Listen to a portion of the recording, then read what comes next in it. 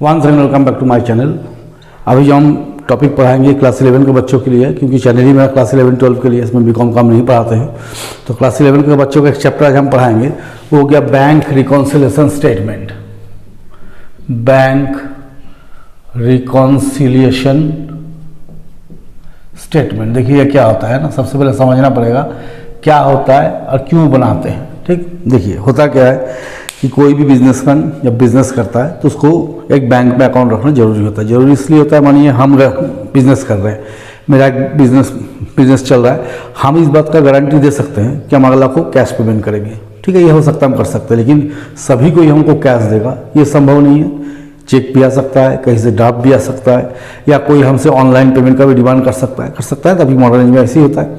तो क्या होता है कि हर बिजनेसमैन को बैंक में एक अकाउंट रखना पड़ता है। तो अब सवाल है बैंक में कितने तरह का अकाउंट होता है। देखिए बैंक में जनरली हम लोग जैसे जानते हैं 4 तरह का अकाउंट। एक होता है सेविंग्स अकाउंट। सेविंग अकाउंट ये क्या होता है, साधारण आदमी रखता है, महीना भर कमाया, जितना खर्चा हुआ कुछ बचा तो बैंक में रख दिया, that is saving bank account. एक होता है रिकरिंग डिपॉजिट। रिकरिंग डिपॉजिट क्या होता है, हर मंथ में एक फिक्स कर लिए कि आपको हर मंथ में 2000 रुपये जमा करना है, तो हर मंथ आपको जमा करना है। मैंने 3 साल का रिकरिंग लिया है तो 3 साल तक हर महीना मैंने 36 महीना आपको 2-2000 जमा करना है। 36 महीना बाद आप इकट्ठे इंटरेस्ट समेत पैसा निकाल सकते हैं। दूसरा हो गया। तीसरा हो गया फिक्स डिपॉजिट। एक बार जमा कर दिए, 7.5 साल 8 साल बाद आपको पैसा क्या होगा, मोटा मोटी डबल होकर निकल के आता है, दैट इज फिक्स डिपॉजिट। तो ये तीनों से हमको इसका मतलब नहीं होता है, रिकॉन्सिलिएशन का मतलब नहीं है। रिकॉन्सिलिएशन का मतलब होता है करेंट अकाउंट से। किससे मतलब होता है, करेंट अकाउंट। तो बिजनेसमैन जो अकाउंट मेंटेन करता है उसको क्या बोलते हैं, करेंट अकाउंट।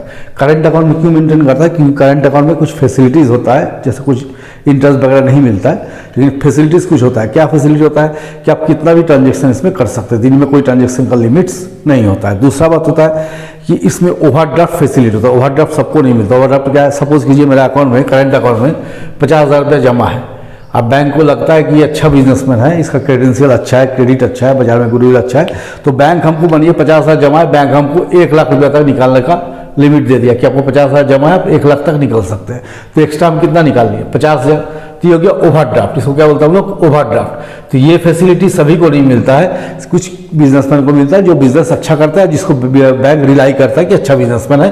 तो ये फैसिलिटी सिर्फ इस अकाउंट में मिलता है, करेंट अकाउंट में। ठीक है, तो हम लोग जो बैंक रिकॉन्सिलिएशन स्टेटमेंट करेंगे तो हम लोग किसके बेसिस पे चलेंगे, इस करेंट अकाउंट के बेसिस पे चलेंगे। ठीक है, पहला बात। दूसरा बात क्या होता है कि देखिए हम लोग इसके पहले जो कैश बुक पढ़ के आए थे, कैश बुक में लोग ख्याल कीजिएगा 2 डबल कलम कैश बुक में पढ़ाए थे। उसमें एक कलम था कैश, एक कलम था बैंक। वो जो बैंक कलम होता है वो करेंट अकाउंट का कलम हम लोग मानते हैं। ठीक है, तो हमको उसी के साथ मिलाना है। अब होता क्या है कि देखिए बिजनेसमैन के लिए रोज बैंक में जाना पॉसिबल नहीं होता है कि बिजनेसमैन रोज बैंक में जाएगा, जाके ट्रांजेक्शन चेक करेगा, ऐसा तो पॉसिबल नहीं होता है। तो बहुत समय ऐसा होता है कि आपका कैश बुक में जो बैंक कलम आप रखे हैं, जो बैंक आप मेंटेन करते हैं, आपके पास अकाउंट जो मेंटेन करते हैं, उसका बैलेंस आपका बैंक द्वारा रखा गया करेंट अकाउंट, जो पासबुक आपको मिलता है, उसका बैलेंस में कुछ डिफरेंस आ जाता है, कई कारण से आ सकता है। तो उसको मिलाने के जो स्टेटमेंट बनाते हैं उसको बोलते हैं बैंक रिकॉन्सिलिएशन स्टेटमेंट। क्या बताएं कि आप जो कैश बुक मेंटेन करते हैं, आप या आपका कैशियर या आपका अकाउंटेंट जो कैश बुक मेंटेन करता है, कभी कभी उस बैंक कॉलम के साथ, जो करंट अकाउंट का बैंक कॉलम आप मेंटेन कर रहे हैं, उसके साथ आपका पासबुक का बैलेंस टैली नहीं करता है। तो उसको टैली कराने के लिए एक निश्चित समय, जैसे 1 महीना का, जैसे 31 मार्च को किए या 31 मई को किए, एक सर्टेन पीरियड का क्या करते हैं हम लोग, मिलान करते हैं, दोनों को मिलाते हैं कि क्यों डिस्क्रिपेंसीज आ रहा है, क्यों आपको एरर्स आ रहा है बैलेंस में। तो उसको ठीक करने के लिए जो स्टेटमेंट बनाते हैं उसको बोलते हैं बैंक रिकॉन्सिलिएशन स्टेटमेंट। तो कैसे लिखेंगे यहाँ पर हम लोग, व्हेन कैश बुक बैंक कलम balance not tallied with passbook, passbook से नहीं मिल पाता है, then a statement is prepared to reconcile both balance known as bank reconciliation statement. इसको क्या बोलते हैं लोग, बैंक रिकॉन्सिलिएशन स्टेटमेंट बोलते हैं। ठीक है, तो देखिए इसमें क्या होता है, 2 होता है, 2 बैलेंस होता है। बैलेंस जो होता है ना वो 2 होता है। एक होता है cash book balance, cash book bracket में लिखिएगा बैंक कलम, कौन कलम, बैंक कलम बैलेंस। एक होता है पासबुक बैलेंस, ये दो बैलेंस होता है ना। देखिए cash book is maintained by trader, cash book को कौन मेंटेन करता है, ट्रेडर या बिजनेसमैन। कैश बुक में लिखने का अधिकार किसको है, बिजनेसमैन को है। कैश बुक में बैंक आके नहीं लिखता है। आप पासबुक क्या होता है, passbook is maintained by bank. Passbook में हम लोग नहीं लिख सकते, अगर ऐसा होता हम लोग लिख सकते तो रोज हम अपने अकाउंट में 50,000 का डिपॉजिट, 1 लाख का डिपॉजिट दिखा देते। पासबुक में कौन लिख सकता है, सिर्फ बैंक लिख सकता है, ठीक है। It's a copy of customer ledger maintained by bank.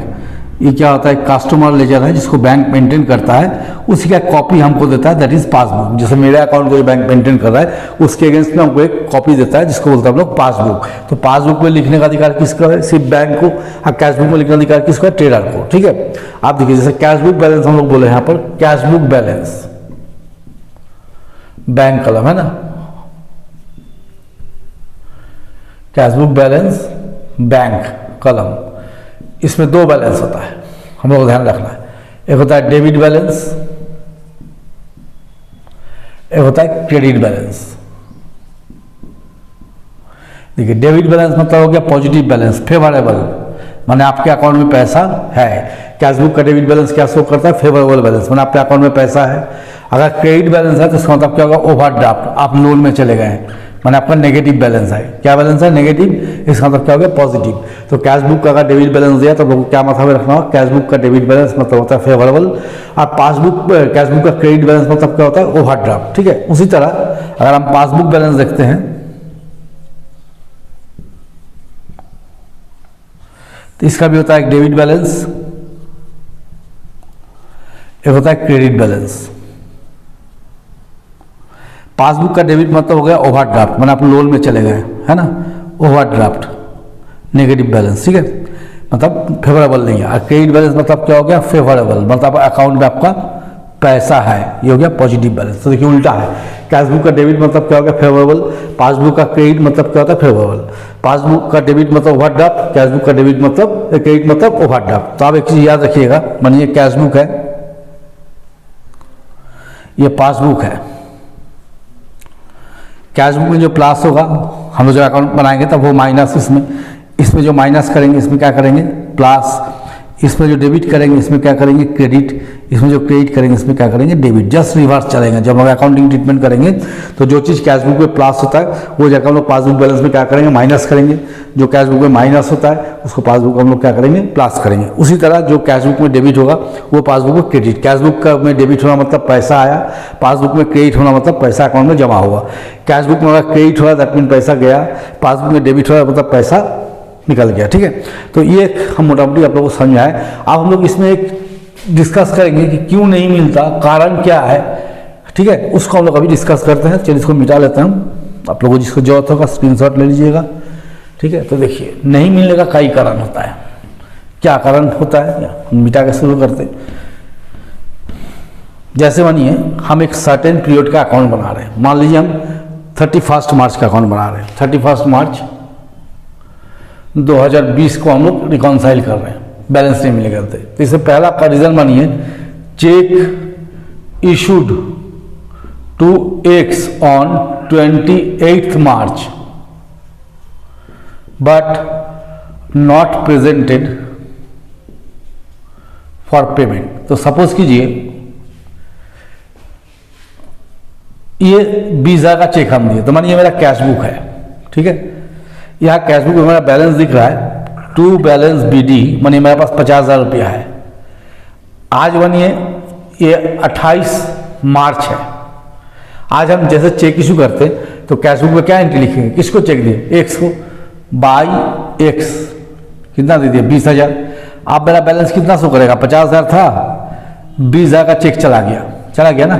तो आप बैलेंस कितना शो कर रहा है, 30,000 कर रहा है ना। ये मनी मेरा पासबुक है, ये मनी पासबुक है, यह है डिपॉजिट, सॉरी यह है विड्रॉल, डिपॉजिट मनी बैलेंस, ठीक है। तो बैलेंस मेरा शो कर रहा है 1 तारीख को, मनी 1 मार्च है ना, मतलब 3, ठीक है। बैलेंस 50,000 है, ठीक। हम 28 तारीख को भी आके चेक कर रहे हैं, 28/3 को, तो भी मेरा बैलेंस क्या दिखा रहा है, सेम। ऐसा क्यों है, देखिए जैसे हम एक्स को चेक दिए, तो चेक दिए, नियम क्या है कैशबुक का, जिस दिन आपने ट्रांजेक्शन किए उसको उसी दिन अकाउंटिंग में डाल दिए। तो हम अकाउंटिंग में डाल के दिखा दिए 20,000, मेरे पास बचा 30,000। अब एक्स जब तक चेक लेके बैंक में नहीं पहुंचेगा तब तक तो मेरे अकाउंट से पैसा नहीं निकलेगा। हम 28 मार्च को चेक दिए, 31 मार्च तक बैंक में गया ही नहीं, तो सोचा हम चलो 4-5 तारीख को पैसा निकाल लेंगे, अभी जरूरत नहीं है, 4 तारीख को निकालते, तो 31 मार्च तक गया नहीं। तो हम तो जिस दिन चेक दिए उसी दिन अपना बैलेंस घटाया, कितना कर दिया, 30,000।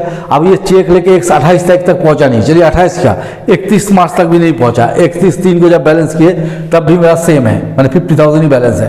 दैट मीन एक्स क्या हुआ, अभी तक मेरा अकाउंट चेक लेके बैंक में मेरे अकाउंट से पैसा नहीं निकाला, तो मेरा कैशबुक में बैलेंस घट के कितना हो गया, 30,000। बैंक में मेरा एज इट इज 50,000 दिखा, क्योंकि एक्स तो अभी तक गया नहीं। तो इसी के चलते क्या होता है, डिफरेंस आ जाता है। या सपोज कीजिए कि कोई पार्टी हमको चेक दिया, ठीक है, मैंने आज चेक दिया, मानिए मेरा स्टेट बैंक में अकाउंट है, उसका बैंक ऑफ इंडिया में अकाउंट है, तो चेक हमको आज मिला, जैसे मिला कैशबुक वालों क्या करेंगे, बैंक में भेज देंगे, टू पार्टी का नाम बोल के यहाँ दिखा देंगे। लेकिन वो चेक जब बैंक में जाता है, बैंक उसको क्लियर कराता है, क्लियरिंग हाउस के थ्रू क्या करता है, क्लियर करता है, तो इसमें मानिए 10-12 दिन लग गया, मान लीजिए। अब हम अपना चेक आज मिला, आज ही जोड़ दिए, हमको लगा पैसा मिल गया, लेकिन वो पैसा आने में कितने दिन जाएगा, 15 दिन लग गया, 10 दिन लग गया, तो 10 दिन तक तो बैंक का अकाउंट में शो नहीं करेगा कि हमको पैसा मिला है, क्योंकि हम अपना कैशबुक में लिखे, बैंक तभी इसको लिखेगा जब क्लियर होकर पैसा आएगा। तो मैंने क्लियर होकर पैसा नहीं आया, किसी कारण से नहीं आया, तो बैंक में तो शो नहीं करेगा ना, लेकिन हम अपना कैशबुक में क्या किए, जोड़ के बैलेंस बढ़ा दिए, तो ये क्या होता है, बैलेंस बढ़ जाता है, इसमें बैलेंस बढ़ नहीं पाता है, तो इसके चलते क्या होता है, उसको मिलाना पड़ता है। तो मिलाने के लिए जो स्टेटमेंट हम बनाते हैं उसी को बोलते हैं बैंक रिकॉन्सिलिएशन स्टेटमेंट। तो देखिए इसमें एक चार्ट हम लोग लिखेंगे, आप लोग क्लास 11 के बच्चे हैं, इतना डिटेल में जाएंगे तो आप लोग को तकलीफ होगा। एक चार्ट लिखेंगे समझा के, उसको ज़्यादा ध्यान रखिएगा, हम समझते उसी में आप लोग को हो जाएगा, हो जाना चाहिए, ठीक है। देखिए हम क्या करते हैं, यहाँ पर चार्ट लिखेंगे, ठीक है। यहाँ लिख देते हैं bank reconciliation statement as on, ठीक है, मानिए ऐसा हम करते हैं ना,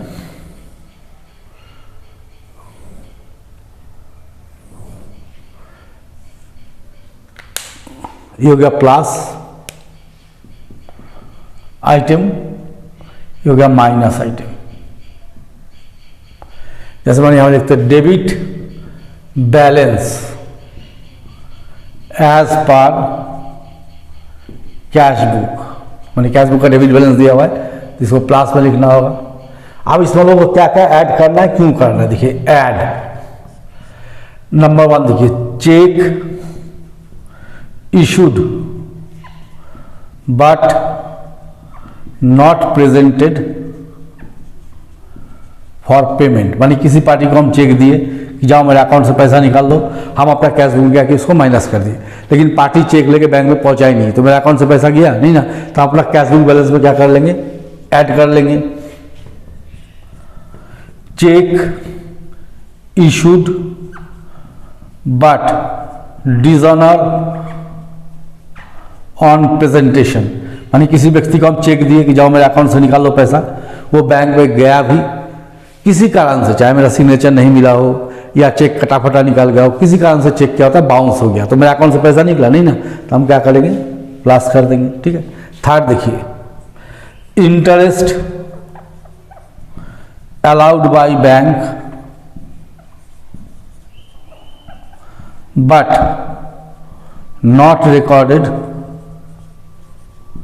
इन कैश बुक, मैंने एक दिन हम बैंक गए चेक करने के लिए, देखे मेरे अकाउंट में 1,000 रुपये ज़्यादा है, तो हम पूछे पैसा कहाँ से आया, तो बैंक बताया आपको इंटरेस्ट मिला, तो हमको क्या खुशी होगा ना, क्योंकि मेरा पैसा बढ़ा, तो जैसे आपको खुशी होगा उसको क्या कर दीजिए, प्लस कर दीजिए, ठीक है। Direct deposit made by customer but not recorded in cash book। मानिए मेरा कोई कस्टमर है जिसके पास मेरा अकाउंट नंबर है, मेरे अकाउंट में 10,000 रुपये जमा कर दिया, हमको इन्फॉर्मेशन नहीं मिला किसी कारण से, तो एक दिन हम बैंक गए तो देखिए 10 रुपये ज़्यादा है, तो पूछे भाई ये पैसा कहाँ से आया, तो बताया आपका कस्टमर आपका अकाउंट में पैसा भेज दिया है। तो मेरे लिए क्या खुशी का बात है ना, तो हम क्या करेंगे प्लस कर लेंगे। Interest, dividend, bill etcetera collected by bank on behalf of customer but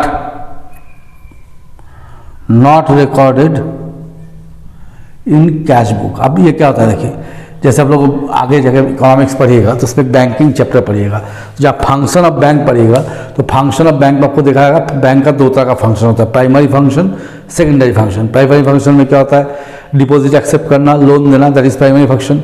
secondary function में बहुत सारा फंक्शन होता है, उस एक फंक्शन में लिखा आता है कि बैंक कस्टमर का एजेंट का काम करता है। तो एजेंट का काम में क्या करता है बैंक, जैसे आपका कई जगह पे पेमेंट आने वाला है, बिल का, इंटरेस्ट का, डिविडेंड का, कहीं पेमेंट आना है, आप सारा चीज़ बैंक में अगर जमा करके आप अच्छे कस्टमर इन्फॉर्मेशन दे देते हैं कि भाई सब कलेक्ट कर दीजिएगा, तो बैंक क्या करता है उसको कलेक्ट करता है, बदले में आपसे चार्जेस काटता है ना। तो मानी उसी तरह का इंटरेस्ट, डिविडेंड, बिल, इस सब का पैसा क्या हुआ, मेरा कलेक्ट हो गया। तो एक दिन बैंक में हम गए, देखिए 50,000 ज़्यादा है, तो पूछे भाई पैसा कहाँ से आया, तो बताया आप जो बोले थे इंटरेस्ट आएगा, डिविडेंड आएगा, बिल आएगा, सबका पैसा आ गया। तो मेरे लिए क्या खुशी का बात है, तो हम क्या करेंगे ऐड कर लेंगे। ठीक है, यहाँ लिखेंगे cheque received and send to bank collected but not recorded in cash book. ये क्या होता है, माने किसी पार्टी से हमको चेक मिला था, चेक को हम लोग क्या कहते हैं बैंक में भेज दिए थे, बैंक कलेक्ट भी कर लिया, अकाउंट में जमा भी कर दिया। ठीक है, हम अपना कैश बुक में एंट्री करना भूल गए या किसी कारण से नहीं लिखे, तो जब हमको पता चला कि ऐसा मिस्टेक हमसे हुआ है, हमको पैसा आया हुआ है, तो मेरे लिए खुशी का बात है, तो हम क्या करेंगे प्लस कर लेंगे। ठीक है, देखिए receipt side of cash book under custody. ये क्या होता है, जैसे मानिए किसी पार्टी से हमको 10,000 रुपया मिला, कितना मिला 10,000, तो हमको अपने अकाउंट में कितना जमा करना है 10,000, कैश बुक में लिखना है। गलती से हम 1 जीरो कम कर दिए तो कितना जमा कर लिए 1,000, मिला कितना है 10,000। तो जब हमको पता चला कि ऐसा गलती हमसे हो गया तो हम फिर से ठीक करने के लिए क्या करेंगे 9,000 उसमें ऐड कर देंगे। तो ये हम ऐड किए हैं। आप मानिए फिर हम यहाँ से आते हैं, इसको तो मोटा करने की जरूरत नहीं, पतला ही कर देते हैं। देखिए यहाँ लिखते 8, देखिए payment side of cash book over casted. ये क्या होता है, मानिए किसी पार्टी को हम पेमेंट किए 2,000 रुपया, तो मेरे अकाउंट से कितना माइनस होना चाहिए, क्लियरली 2,000 रुपया। अगर किसी को हम 2,000 पेमेंट करेंगे तो मेरे अकाउंट से 2,000 माइनस होगा। हम क्या किए 1 जीरो बढ़ा के 20,000 माइनस कर दिए। होना कितना चाहिए था 2,000, हम कितना माइनस कर दिए 20,000, 18,000 ज़्यादा माइनस कर दिए अकाउंट से, 18,000 रुपया ज़्यादा माइनस हो गया। तो ठीक करने के लिए 18,000 को क्या करेंगे प्लस कर देंगे। फिर मानिए लिखते हैं wrong credit given by bank, wrong credit given by bank. Bank क्या किया, गलती से मेरा अकाउंट में पैसा जमा कर दिया। हम गए तो बैंक बोला हमसे गलती से जमा हो गया, आप उसको बाद में ठीक कर लेंगे, अभी आप क्या कीजिए उसको मेरे हिसाब से प्लस कर लीजिए। हम क्या कर लिए प्लस कर लिए। आप क्या करेंगे, हम लोग लेस करेंगे। माइनस में क्या क्या आइटम है, अब हम लोग को दुख होने वाला है, जैसे दुख होगा हम लोग क्या करेंगे माइनस करेंगे। खुशी होने पे क्या करेंगे प्लस कर देंगे, और दुख होने पे क्या करेंगे माइनस कर देंगे। सिंपल फंडा है। देखिए सबसे पहले check deposited into bank but not yet credited by bank. देखिए मानी किसी पार्टी से हमको चेक मिला, ठीक है 10,000 का, हम बैंक में जमा कर दिए, अपने अकाउंट में लिख लिए, हाँ पैसा हमको मिल गया। 15 दिन बाद जब हम बैंक में गए पूछताछ करने के लिए, बैंक बोला नहीं चेक अभी क्लियर होकर नहीं आया, तो मेरे अकाउंट में पैसा आया नहीं ना, तो हमको दुख होगा तो हम क्या करेंगे माइनस। ठीक है, सेकेंड देखिए check deposited but dishonour on presentation, dishonour on presentation, ठीक है। हम लोग क्या किए, चेक बैंक में जमा कर दिए, ठीक है, जमा कर दिया, अपने अकाउंट में लिख लिया, पैसा मिल गया। 20 दिन बाद या 15 दिन बाद जब हम बैंक में गए तो देखे मेरे अकाउंट में पैसा ही नहीं है उस चेक का। तो हम पूछे भाई मेरा चेक का पैसा कहाँ गया? बोला आप जो चेक दिए तो उसका अकाउंट में पैसा ही नहीं था, चेक क्या हो गया, बाउंस हो गया। तो हम 10 तो उसको बात बोलेंगे, अब मजबूरी में क्या करें, वो दुख होगा, पैसा नहीं मिला तो अपना कैशबुक में आके क्या करेंगे, उसको माइनस कर देंगे, ठीक है। थर्ड देखिए, bank charges charge by bank but not recorded in cash book. Bank क्या किया, हमसे चार्ज कटा, मानिए 100 रुपया चार्ज कटा, तो बैंक मेरा घर में बोले थोड़े अगर कि ऑप्शन चार्ज काटे, मेरे अकाउंट से क्या करेगा, माइनस कर देगा। तो जब बैंक में पहुंचे देखे मेरे अकाउंट में 100 रुपया कम है, तो पूछे भाई ये पैसा क्यों कटा? बोला आपको चार्जेस कट गया। तब वो क्या हो गया, दुख होगा कि मेरा चार्ज कट गया, तो हम क्या करेंगे, माइनस कर देंगे, ठीक है। 4, interest on overdraft charge by bank but not recorded in cash book. Bank क्या किया, देखिए बैंक से अगर आप लोन लीजिएगा ना, तो बैंक के पास जैसे पैसा आएगा आपका अकाउंट में, बैंक सबसे पहले क्या करेगा, अपना इंटरेस्ट काट लेता है। तो उसी तरह मानिए मेरा ओवरड्राफ्ट लिया हुआ है, मेरे अकाउंट में कुछ पैसा आया, बैंक उसमें से अपना इंटरेस्ट काट लिया। तो एक दिन बैंक में गए, देखिए 5,000 कम है, तो पूछे बैंक के 5,000 रुपये क्यों काटे? बोला आपका जो ओवरड्राफ्ट था उसके अगेंस्ट में इंटरेस्ट लग गया। तो वो क्या होगा, दुख होगा, मेरा पैसा निकल गया, तो हम क्या करेंगे, माइनस कर देंगे, ठीक है। देखिए, payment made by bank on behalf of customer for LIC premium, electric bill, telephone bill etcetera but not recorded in cash book. क्या होता है, देखिए जब बिजनेस हम लोग करते हैं तो बिजनेसमैन क्या होता है, हमेशा इलेक्ट्रिक डिपार्टमेंट, टेलीफोन डिपार्टमेंट, इस सब में दौड़ता नहीं। वो क्या करता है, डिपार्टमेंट को इंस्ट्रक्शन देता है कि आपका जो भी बिल आएगा मेरा अकाउंट में भेज दीजिएगा, अकाउंट से पेमेंट हो जाएगा। अब बैंक को भी एक इंस्ट्रक्शन ऐसा देके रखता है कि मेरे नाम का जो बिल आएगा उसका पेमेंट कर दीजिएगा। तो मानिए उसी तरह इंस्ट्रक्शन था, तो मेरे अकाउंट से इलेक्ट्रिक बिल, टेलीफोन बिल सब मिला के 20,000 रुपया खत्म हो गया। तो एक दिन बैंक गए मिलाने के लिए, तो बैंक दिखाया 20,000 का पेमेंट है। पूछो भाई पेमेंट कहाँ से हुआ? तो बोला आपका इलेक्ट्रिक बिल, टेलीफोन बिल सब दे दिए। तो कहाँ से दे दिया? मेरे अकाउंट से ना। तो अपने अकाउंट से क्या करेंगे, माइनस कर लेंगे। चलिए फिर यहाँ से कंटिन्यू करते, ठीक है। फिर मानिए 6ठा में लिखते हैं, check issued and presented but not recorded in cash book. ये क्या होता है, माने किसी कोई पार्टी हमसे पैसा पाता है, ठीक है, एकदम प्रैक्टिकल, कोई पार्टी पैसा पाता है, हमसे मांगा, हम उसको चेक काट के दे दिया, ले लो। लेकिन जैसे हम चेक काटे उसको कैश बुक में एंट्री करना है ना, तो हम भूल गए। वो पार्टी क्या किया, चेक लेके गया, बैंक से पैसा निकाल के चल दिया। एक दिन हम बैंक में गए, देखा 10,000 कम है, तो पूछे भाई मेरा 10,000 कहाँ गया? बोला किसी पार्टी को चेक दिए तो पैसा निकाल के ले गया। तो पैसा कहाँ से चला गया? मेरे अकाउंट से ना। तो हम क्या करेंगे, माइनस कर देंगे, ठीक है। फिर यहाँ लिखेंगे wrong debit taken by bank. Bank क्या किया, गलती से आपका अकाउंट से पैसा काट लिया। तब हल्ला किए ना, भाई काहे काटे हैं, क्यों काट लिए? तो बैंक बोला जैसे सबको हम गलती से पैसा दिए थे, बाद में सुधार दिए थे, उसी तरह गलती से कट गया, तो आप अभी माइनस कीजिए, बाद में आप सुधार लीजिएगा, ठीक है। तो हम सुधारेंगे तो आप भी सुधार लीजिएगा। आप देखिए, receipt side of cash book overcasted. ये क्या होता है, जैसे मानिए किसी पार्टी से आपको 1,000 रुपया मिला, तो अकाउंट में कितना प्लस करना है, 1,000। हम एक जीरो बढ़ाकर जोड़ दिए, तो कितना जोड़ा गया, 10,000 मिला, तो 1,000 जोड़े कितना, 10,000। तो ठीक करने के लिए 9,000 क्या करेंगे, यहाँ माइनस कर देंगे, ठीक है। Payment side of cash book undercasted. ये क्या होता है, मानिए किसी पार्टी को हम पेमेंट किए 5,000 रुपया, तो मेरे अकाउंट से कितना घटना चाहिए, 5,000। हम एक जीरो कम कर दिए, कितना घट गया, 500, लेकिन घटाना कितना है 5000। तो जब पता चलेगा हम ऐसा गलती किए तो ठीक करने के लिए फिर से 4500 क्या करेंगे, घटा देंगे। तो ये हो गया आपका प्लस का आइटम, ये हो गया माइनस का आइटम। आप लोग क्या करेंगे, दोनों को जोड़ लेंगे, ये प्लस को भी जोड़ देंगे, ये माइनस को भी जोड़ देंगे। फिर हम लोग यहाँ लिखेंगे कौन बैलेंस लेकर हम लोग चले हैं, debit balance as per cash book. तो आंसर आएगा बैलेंस एज पर पासबुक। किसमें आएगा answer, balance as per passbook. ठीक है, दोनों का डिफरेंस लिख देंगे, इसका। ठीक है, तो देखिए कैश बुक लेकर जब भी चलिएगा आंसर किस में आएगा, पासबुक में। अगर पासबुक लेकर चलेंगे तो आंसर किस में आएगा, कैश बुक में। ठीक है, तो ये इसका आपका एक प्रोफॉर्मा हो गया। अब हम समझते हैं क्वेश्चन छोटा सा बना के दिखाना ठीक होगा, तो आप लोग थोड़ा सा वेट कीजिए, हम क्वेश्चन लिख के बनाते हैं, तब तक मेरे साथ बने रहिए।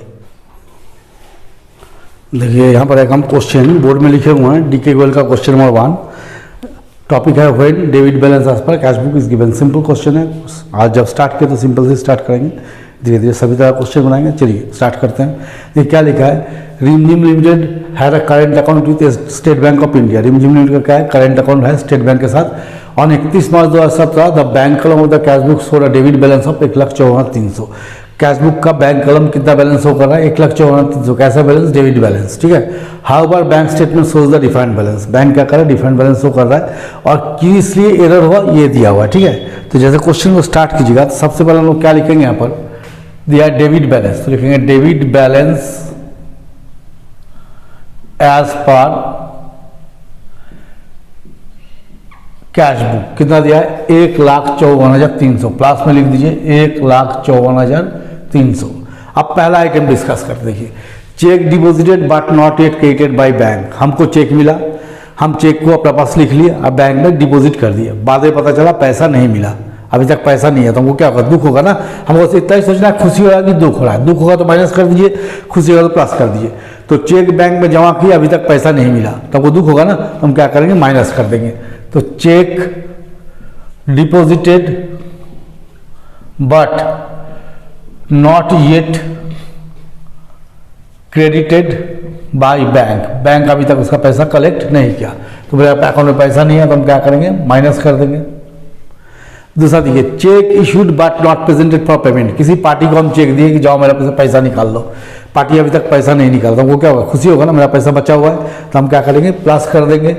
तो check issued but not presented for payment, क्या करेंगे, इसको हम लोग प्लस कर देंगे। तो ये प्लस कलम में लिख देंगे 80,760। थर्ड देखिए bank charges not yet in cash book 1135 रुपया। बैंक हमसे 1135 रुपया चार्ज काट लिया, जब हमको मालूम चलेगा क्या होगा, दुख होगा ना कि चार्ज कटा गया, तो क्या करेंगे, माइनस कर देंगे।